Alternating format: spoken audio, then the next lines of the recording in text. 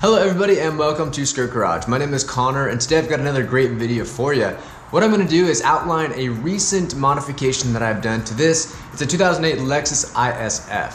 And recently guys, I've upgraded the lower front control arm bushings. It's a very common upgrade and a lot of people either use the RR Racing version or the Figs version. And I chose the Figs because that's what most people recommend. And I realized as I put these lower control arms on the car that there really isn't very many videos that describe what it feels like after these have got on the car, at least on YouTube. And so what I'm gonna do for you guys today is give you a true review of what it's like to have these on the car. And then I'm going to do the DIY after. So with that, let's get this video started.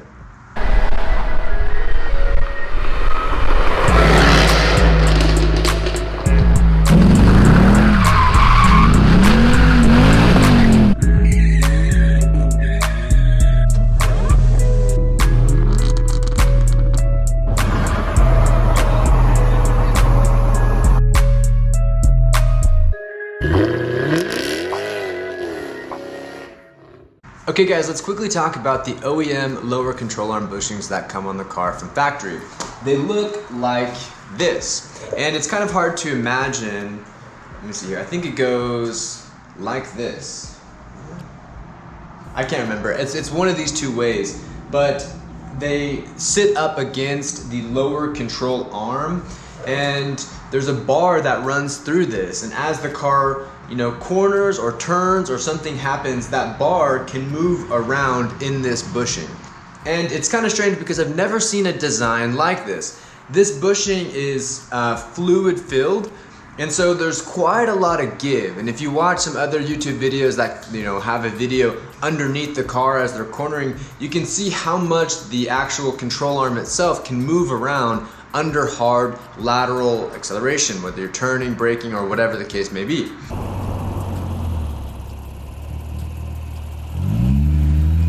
I will say this, first and foremost, if you go with Figs, the company I went with, there are two kind of levels of these that you can get.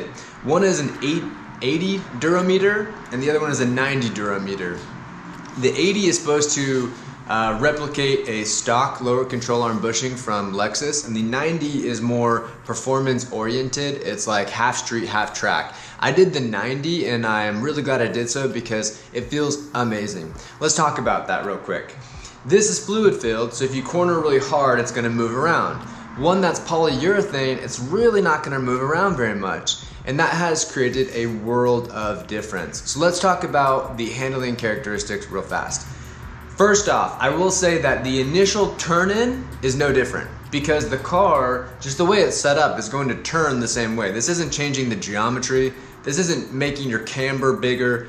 All it's doing is changing what happens after the initial turn-in. So before I got these replaced, what I would feel is when I would turn, the car would initially dive.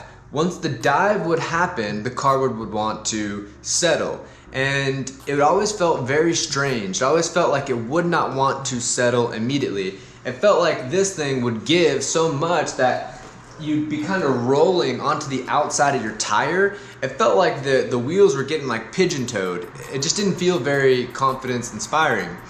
After I replaced this, again, with the 90 durometer, when I would turn, it had the initial turn, and then it felt like the car would just settle a lot faster. Like it would get into its groove and it would stay there. Whereas this, it felt like it was more, I guess, movable. Like it was kind of moving with your turning inputs. The more you turn, the more roll happens. The less you turn, the less roll happens.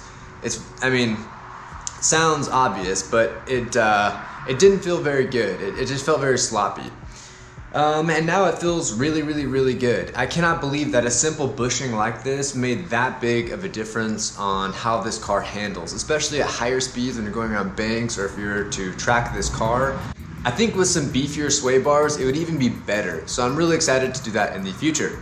Okay, let's talk about some other weird things that I've noticed. You guys might be wondering, is it a harsher ride?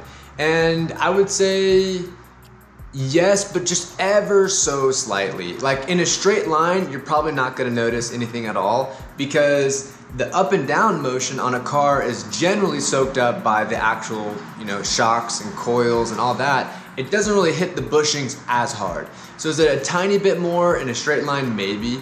Not that I really have noticed, but you can feel it actually jolting back up to the steering wheel a little more around corners. So let's say you're cornering and you have these 90 durometers in there. You're gonna feel a little bit more of the road surface. It's gonna bounce back through the suspension up to your hands on the steering wheel a little bit more. Is it annoying? No, I think it's great because you can feel more of what's happening on the front tires.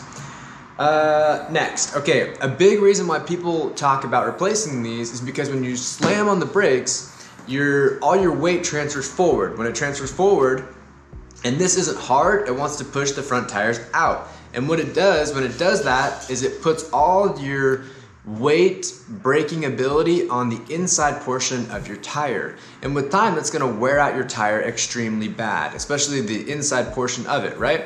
So when you replace these, the control arms don't deflect, and when they don't deflect, you can spread out that tire wear throughout the entire tire. So you'll mention, or you'll see on the forums or other ISF owners replacing these, not even for the performance benefits, but because they're sick of changing out their tires due to inside tire wear from these bushings. So that's another really positive benefit, probably the two that you'll hear the most.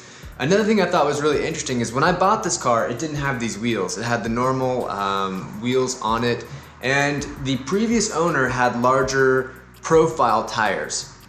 I think width and profile. They're 245 40 in the front and a 275 35 in the back. So they're pretty tall. And when I would leave my driveway every morning, I'd be turning the steering wheel and I would rub my inside tire on this front fender, on the fender lining, I should say. And I just thought it was purely because of the larger tires. Well, it turns out one day, after I changed these to the 90 durometer or whatever, I was leaving my garage like normal and I turned it and it didn't make a sound. It didn't rub at all. And I was like, oh, maybe, I just didn't have the right suspension on here. Maybe I messed something up when I put it on and I need an alignment. And once I get alignment, then it'll actually rub again. So I went and got an alignment, came home, left my garage the next morning, and again, the sound was gone. So something in the stiffness of this did not allow my control arm enough articulation to rub my fender lining. I thought that was crazy. That in and of itself proved to me that this makes a huge, huge difference. So yeah, guys, that's kind of all I wanted to say. I think price on this is like $380. If you do it yourself, it'll probably take you about an hour, maybe an hour per side if you've never done something like this before. I do recommend that you get an alignment done after. I will say that my alignment was almost perfect when I pulled in, so I didn't really need one, but the peace of mind was good to know. And if something did happen, I would still recommend that you get alignment done. So yeah, guys, I think that's everything I can think of. We talked about performance, we talked about some of the reasons why you do it, we talked about some of the real world characteristics that I saw. With that, I think we are ready to get going with the DIY. So I'm gonna show you everything you guys need to get this DIY done, and then we'll end this video. Don't forget to give it a big old like and subscribe, and we will see you on the next one. Peace. All right, these are the tools that you will need to get the job done. You will need, first off, a 22 millimeter. This is for the inner, very large bolt that holds this thing together. It's on the outside of the car. And on the inside of the car, there's a 17 millimeter. You're gonna need two 17 millimeters, one on the bottom, one on the top. I will show you guys in just 1 second, but I wanna get it all out first. The second thing you'll need is a 14 millimeter. This is gonna help get off the bracket. And then lastly, you'll need a 10 millimeter as well. This just helps get rid of the underbelly tray, gives you more room to wiggle this out. All right, let's put the new one in. Okay guys, well, my GoPro died, so now I have to use my phone, but I can still give you guys a good idea of what to do. So first off, when you do these, the easiest way to think about it is that the figs sign is facing down when you install them. Now, generally speaking, you can just mirror it off the other one, except these are directional, meaning that they only go, or they're supposed to only go on one side. So you see how this one right here is cupped out? in the part right here, whereas this one is flat. The flat side is going towards the back half of the car, and the scooped side is going towards the front of the car, just like that. Okay, so that's important. Also, be very liberal with the amount of this grease that you use. It's extremely important to use as much as possible all the way around the bushing. That way you don't have any clatter or any squeaking. Now let's go underneath, and I'm going to show you guys exactly what to do underneath. Okay, here's the finished product. When I did this, I had to take off this bolt, these two right here. I also removed these two little trim piece bolts down here and here. And you have to remove this lower strut bolt halfway out. Then you can use a crowbar or a pry bar or anything like it. Wedge it up in between where this piece ends right here and the frame up right here. With that, you can kind of wedge it up and then this will come straight off. Okay, obviously this needs to be done too. Now let's quickly go over the torque specs. So first off, for the lower control arm bushing, this piece that holds it on is 86 foot-pounds. I might be off 1 or 2 foot-pounds. I'll leave the exact one in the video. This is 150 foot-pounds. This one is, 63, 68. I'll leave it in the description. This one over here, I remember, is 116. These are 37. With that, guys, that is everything you need to do. It looks really good down here. I wish this was visible above ground because it looks so good. But yeah, guys, that's it. We're done. Alright guys, that is it. I hope you have enjoyed this video and good luck with your lower front control arm bushing install.